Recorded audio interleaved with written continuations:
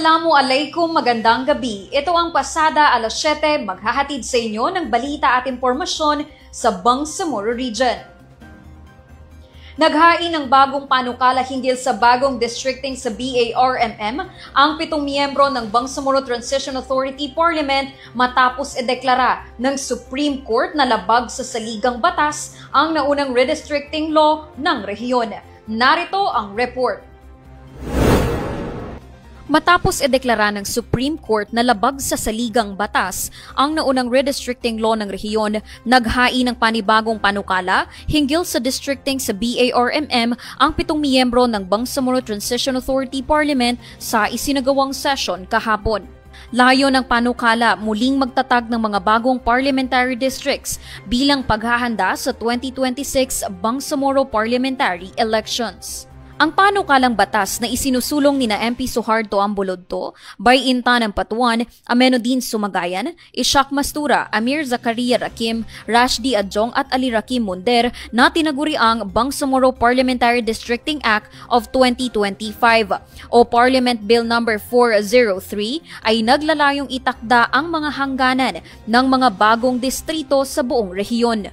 Sa ilalim ng panukala, magkakaroon ng 32 single-member parliamentary districts na hahatiin base sa populasyon at land area. Ang alokasyon ay 4 na distrito sa Basilan, 9 sa Lanao del Sur, 5 sa Maguindanao del Norte, at 5 rin sa Maguindanao del Sur. May 4 sa Tawi-Tawi, 3 sa Cotabato City at may 2 naman sa Special Geographic Area. Ito ang unang hakbang ng Parliament kasunod ng desisyon ng Korte Suprema na nag-utos sa BTA na ayusin ang mga distrito alinsunod sa mga pamantayan ng Bangsamoro Organic Law.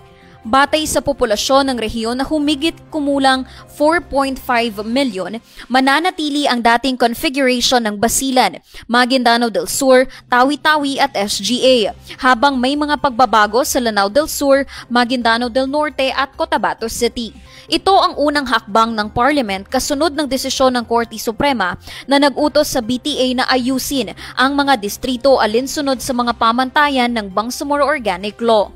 Matatandaan na noong Oktubre, tuluyang naging pinal ang desisyon ng Korte Suprema na nagpapawalang bisa sa BAA No. 77 o Bangsamoro Parliamentary Redistricting Act of 2025 dahil hindi ito alinsunod sa mga probisyon ng BOL hinggil sa compact territories. Naging dahilan ito upang di matuloy ang halalan na nakatakda sana noong October 13, 2025. Inatasan naman ng Korte Suprema ang BTA na tapusin ang redistricting process bago ang October 30, 2025 at ang COMELEC na isagawa ang halalan bago mag-Marso 31, 2026.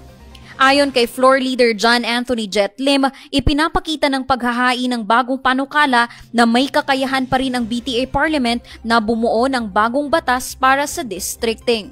Dagdag pa niya, isinaalang-alang sa panukala ang mga konsultasyon sa mga lokal na sektor at mga pagbabago sa liderato ng Parliament matapos ang mga supervening events sa nakalipas na taon. Samantala, sinabi ni Speaker Muhammad Yacoob na prioridad ng Parliament ang matagumpay na pagsasagawa ng halalan sa 2026 alinsunod sa itinakdang petsa ng Korte Suprema. Sa ngayon, inaasahang maghahain din ng sarili nitong bersyon ng districting bill ang Government of the Day bilang bahagi ng paghahanda para sa unang regular parliamentary elections ng Bangsamoro. Sa ginanap na sesyon kahapon ng Bangsamoro Transition Authority, tinalakay ng mga miyembro ng parlamento ang 5 panukalang batas sa ikalawang pagbasa at ipinakilala naman ang 4 na panukalang batas sa unang pagbasa. Kabilang sa mga tinutukan sa ikalawang pagbasa ang Parliament Bill No. 180 na naglalayong magpatupad ng Integrated Coastal Management Policy sa Bangsamoro Region. Layunin nitong mapangalagaan ang karagatan at likas yamang dagat ng rehiyon. Kasama rin dito ang Parliament Bill No. 55 o Bangsamoro Nutrition Commission Act na naglalayong bumuo ng komisyon na tututok sa nutrisyon ng mga mamamayan sa rehiyon. Tinalakay din ang Parliament Bill No. 94 na naglalayong tiyakin ang kaligtasan at kapakanan ng mga menor de edad sa pamamagitan ng curfew guidelines. Parliament Bill No. 167 na nagbibigay ng tulong pinansyal sa mga guro at mag-aaral sa madaris. At Parliament Bill No. 168 na nagtatag ng Special Madrasa Fund upang mapahusay ang edukasyon sa rehiyon. Samantala, sa unang pagbasa naman ay ipinakilala ang 4 na bagong panukalang batas. Parliament Bill No. 386 para sa pagtatatag ng Special Education or SPED Service and Support Center sa buong BARMM. Parliament Bill No. 387 na naglalayong i-institutionalize ang mga administrative at finance divisions at magkaloob ng fiscal autonomy sa Office for Settler Communities. Bangsamoro Information and Communications Technology Office, Bangsamoro Information Office at Bangsamoro Darul Ifta, pati na rin ang paglalaan ng pondo para sa kanilang operasyon. Parliament Bill No. 388 na nagtatag ng Basilan Science High School sa Lamitan City. Ang mga naturang panukala ay patunay ng patuloy na pagsisikap ng Bangsamoro Parliament na mapabuti ang pamumuhay, edukasyon at serbisyo publiko para sa mamamayang Bangsamoro. Mas pinaiigting pa ng Bangsamoro Autonomous Region in Muslim Mindanao Marawi Rehabilitation Program ang paghahatid ng tulong sa mga apektadong pamilya ng Marawi Siege matapos nitong magsagawa ng medical mission at water distribution sa Area 6 ng Sagunsongan Shelter noong October 21. Umabot sa 87 na IDPs ang nakinabang sa libreng konsultasyon at gamot na ibinibigay ng medical team ng MRP, kabilang ang mga batang may karamdaman, buntis, persons with disabilities at senior citizens.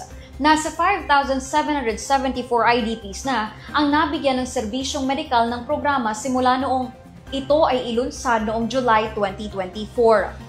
Bilang pasasalamat, ibinahagi ng area leader na si Johari Pacasum na malaking tulong sa kanilang komunidad ang regular na pagbisita ng mga doktor at tulong panggamot ng BARMM-MRP.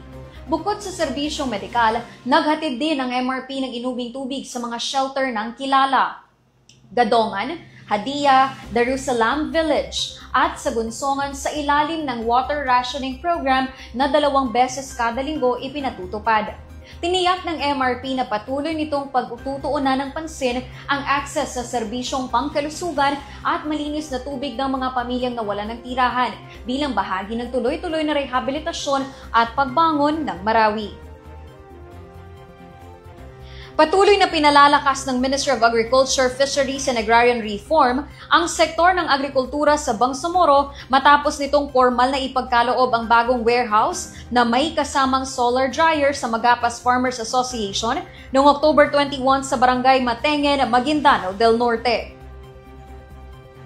Ang proyekto ay ipinagkaloob sa ilalim ng Special Development Fund upang suportahan ang produksyon, pagproseso at wastong pag-iimbak ng ani ng mga magsasaka sa lugar. Ayon kay MFA President Sarila Baliwan, malaking tulong para sa kanila ang pasilidad dahil makakaiwas na sila sa pagkasira ng mga ani lalo na sa panahon ng tag-ulan. Dagdag pa ni BPDA Director Ahmad Ginta, mahalaga ang proyekto sa pagpapalakas ng operasyon ng mga asosasyon at kooperatiba sa sektor ng agrikultura sa Bangsamoro. Binigyang diin ng MAFAR ang pangangailangan ng wastong pangangalaga at pamamahala upang mas lumago ang ani at kabuhayan ng mga miyembro ng asosasyon. Sa patuloy na pagpapatupad ng mga programang pang-agrikultura, nananatiling nakaalalay ang MAFAR sa mga Bangsamoro farmers at fisherfolk upang makamit ang mas maunlad at matatag na sektor ng agrikultura sa rehiyon. Upang mas papahusay ang implementasyon ng Bangsamoro Sagip Kabuhayan Program sa Tugunan Special Geographic Area, nakibahagi ang Ministry of Social Services and Development sa Pilot Community Scorecard Activity sa ilalim ng Women's Leadership for Empowerment in Development and Peace Project Phase 3 na isinagawa ng Community Organizers Multiversity noong October 15 hanggang 17, 2025. Layunin ng aktibidad na palakasin ang implementasyon ng BSK program sa pamamagitan ng pagkolekta ng feedback mula sa beneficiaries at local service providers gamit ang CSC, isang participatory social accountability tool para masuri ang kalidad ng mga serbisyong lokal tulad ng kabuhayan, edukasyon at kalusugan. Sa ilalim ng inisyatibang ito, inaasahang mas maging epektibo ang monitoring at evaluation ng mga programa ng MSSD mula sa pananaw ng komunidad, beneficiaries at LGU, lalo na sa mga inisyatibang sumusuporta sa women economic empowerment sa tugunan. Ang pilot implementation ng CSC ay bahagi ng patuloy na pagsisikap ng MSSD na itaguyod ang transparency, partisipasyon at pananagutan sa paghahatid ng serbisyong panlipunan sa Bangsamoro communities.